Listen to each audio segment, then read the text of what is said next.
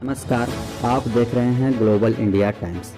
आज हम आप लोग को एक ऐसी खबरों के बारे में बताने जा रहे हैं जो लगातार एक महीना से सोशल मीडिया के सुर्खियों में बना हुआ है।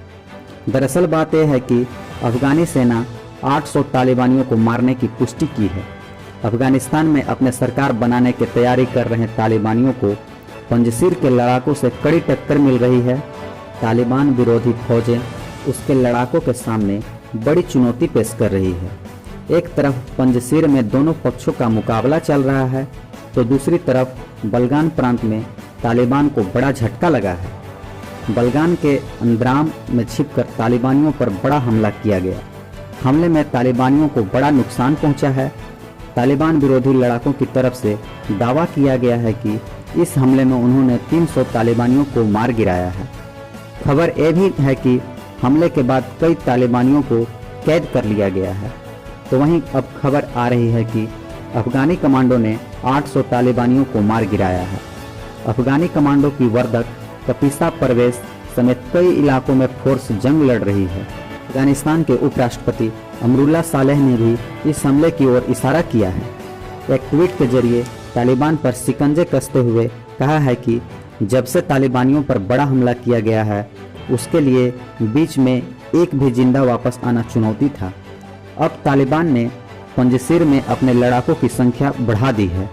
तालिबान विरोधी लड़ाकों ने अफगानिस्तान के उत्तरी बलगान प्रांत के 3 जिलों से तालिबान को बाहर कर दिया था।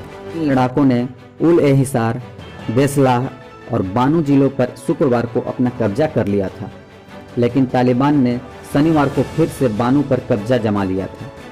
अब बचे हुए 2 जिलों को वापस लेने के लिए तालिबान लड़ाई लड़ रहे हैं।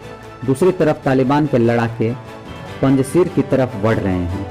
वो वहां पर एक बड़े हमले की तैयारी में हैं, लेकिन पंजशीर के नेता अहमद शाह मसूद के 32 वर्षीय बेटे अहमद शाह ने कहा है कि वे अपने अधिकार क्षेत्र में आने वाले इलाकों को तालिबान को नहीं सौंपेंगे।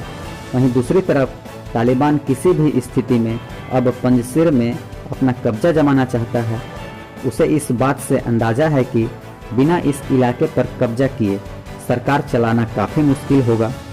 अफगान कमांडो के कर्मियों ने पंजशीर में बीती रात कहा है कि तालिबान ने हमें आत्मसमर्पण के लिए 4 घंटे का समय दिया है। हमने उनसे कहा कि हम आपको आने वाले 4 साल देते हैं।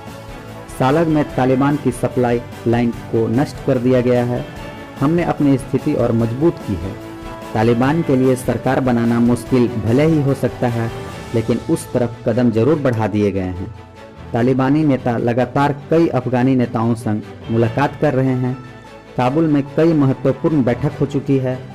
पूर्व राष्ट्रपति हामिद करजई संग भी तालिबान नेता बातचीत कर रहे हैं। हंगानी नेटवर्क को भी साथ जोड़ने पर विचार चल रहा है, लेकिन अभी पंजशीर के लड़ाकों से पार पाना उसके लिए मील का पत्थर साबित हो रहा है। पंजशीर में अहमद शाह मसूद के बेटे अहमद मसूद और खुद को अफगानिस्तान का केयर टेकर राष्ट्रपति घोषित कर चुके अमरुल्लाह सालेह तालिबान को कड़ी टक्कर दे रहे हैं। एकलौता प्रांत पंजशीर ही है जहां तालिबान के खिलाफ नया नेतृत्व बन रहा है, जो तालिबान के सत्ता को मानने से इनकार कर रहा है। अहमद मसूद के पिता अहमद शाह मसूद भी तालिबान से हमेशा लड़ते रहे हैं।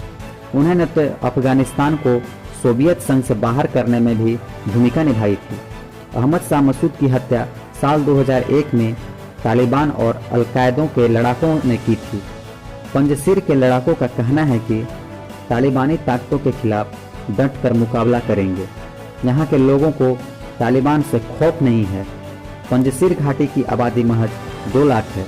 काबुल के उत्तर से यह इलाका महज 150 किलोमीटर दूर है। अशरफ गनी के सरकार में रक्षा मंत्री जनरल बिस्मिल्लाह मोहम्मदी ने ऐलान किया है कि पंजशीर की सुरक्षा करते रहेंगे। उन्होंने कहा है कि पंजशीर घाटी तालिबानी ताकतों का विरोध लगातार करती रहेगी। जनरल बिस्मिल्लाह मोहम्मदी के ऐलान को तालिबान के लिए बड़ी चुनौती माना जा रहा है। जाहिर तौर पर तालिबान के लिए भी पंजशीर घाटी पर फतह करना अब भी सबसे बड़ी चुनौती है। 70 और 80 के दशक में एक वक्त ऐसा आया जब तालिबान ने पंजशीर घाटी को जीतने के लिए एड़ी चोटी का जोर लगा दिया था। फिर भी उन्होंने पंजशीर में कामयाबी नहीं मिली। वहीं इसी दौरान जब सोवियत सैनिकों ने अफगानिस्तान पर हमला किया था, तब भी पंजशीर के लड़ाकों ने उन्हें शिकस्त दी थी। ताजिक समुदाय के रहने वाले लोग चंगेज खान के वंशज हैं। यह समुदाय लगातार तालिबानियों के लिए चुनौती बना हुआ है। तो उम्मीद है आप लोग को अफगानिस्तान के पंजशीर घाटी से संबंधित सारी घटना समझ में आ गई होगी। अगर वीडियो पसंद आया होगा तो लाइक कीजिएगा और चैनल को सब्सक्राइब भी कीजिएगा।